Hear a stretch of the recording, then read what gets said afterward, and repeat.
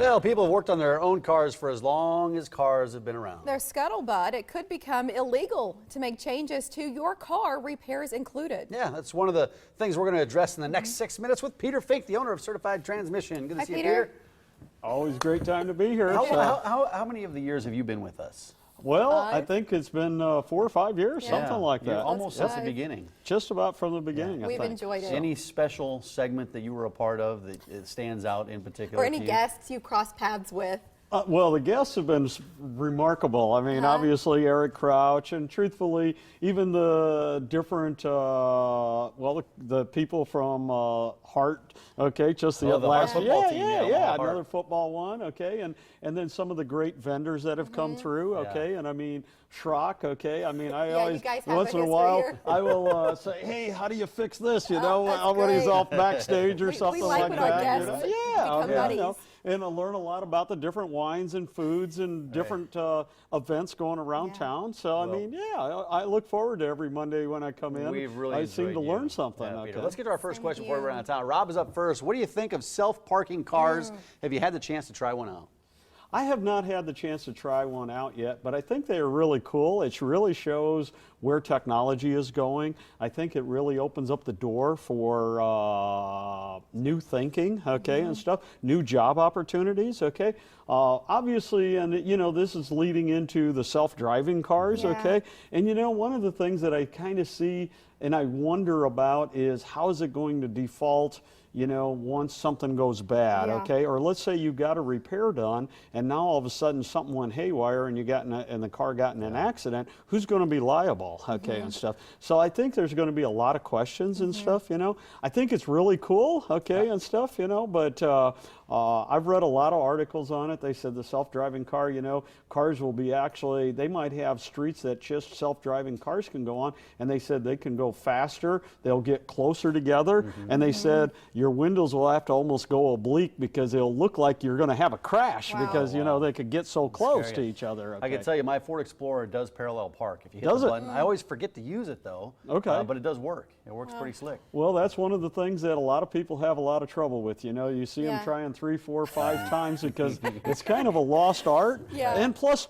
parking spots have really, it's maybe not a lost art, it's just they've gotten tighter, okay, and stuff. Not as much room to move around. Exactly. Our second question is from Debbie, and she writes, I keep hearing a chirping sound from the back of my 2006 Chrysler Pacifica.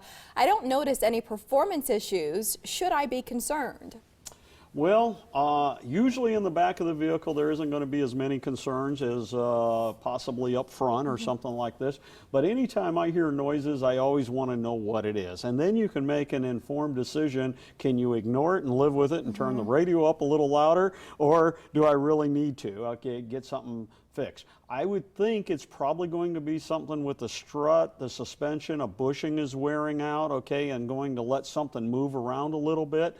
Obviously, if it's a brake issue and you're hearing it when you're applying the brakes or letting go, well, that to me is, of course, always a concern. Brakes and tires, I mean, are always don't mess around. Yeah, don't mess around on that, okay, and stuff. So I always like to know what it is, okay. One of the things you might try yourself is kind of rock the car forward and backwards, get a couple people trying to push it, see if you can hear it, you know, or something, or bounce the car and see if you can hear it or something, and then, you know, you can help try to find where that problem's coming from. Probably not a major concern, okay, but like I said, I like to know what it is, and then I can make a decision, okay, I'm going to ignore that or wait another 10, 20,000 miles before I fix it. Okay? Here's our final question. This is what we alluded to earlier, and it comes from Steve. Steve says, I've heard some talk about automakers supporting a copyright change to make it illegal for people to alter or repair their own cars. What's your take on this? Well, there's been a fight going on probably for 15 years already. It's called the Right to Repair Act, and it's really more about independent garages, and what the OEs have tried to do is lock out to give us the information to like reprogram your computers in your car. They call it reflashing, or even the information on how to fix a car, okay, and stuff. And so I think that's where it is. I've never heard anything about the locking out or making it illegal to work on your own car. But this is the next problem that you have. When people work on your own car, if you make a mistake, it will void your warranty, okay? And the manufacturers have the right to do that. Let's say if your oil specification calls for a 5W20 and you use 10W30 or 10W40 because that's what your dad always used, and you put it in and it ruins the engine, guess what? They're not responsible anymore. I've got a friend that bought a diesel Ford pickup truck, okay, 2013.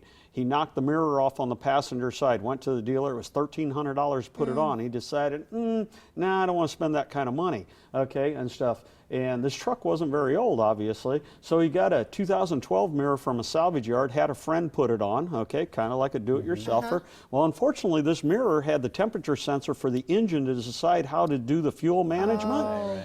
It did not do the fuel management. It ruined the $20,000 motor. He brings it in for warranty. He goes, and they go, no, sorry. And you know what? Now he's mad, but you know, that's how you get into it. Who's responsible when you do this yourself? If you do it yourself, you got to make sure you're really doing it right, okay? And really, that's where it's more about. Second, the government wants to make sure that the emissions are correct, okay, and stuff. And sometimes people will shortcut that, and then it won't pass emissions. Of course, Nebraska don't have an emission test, okay? That's interesting. Peter. Peter, good stuff out of you today. A lot of great stuff. Wow. Okay? That's challenging. Your question could be featured during our next visit with Peter or another member of his certified transmission team. Email talkback@omahamorningblend.com. Visit our website and click on the certified transmission button, or leave questions on our Facebook wall.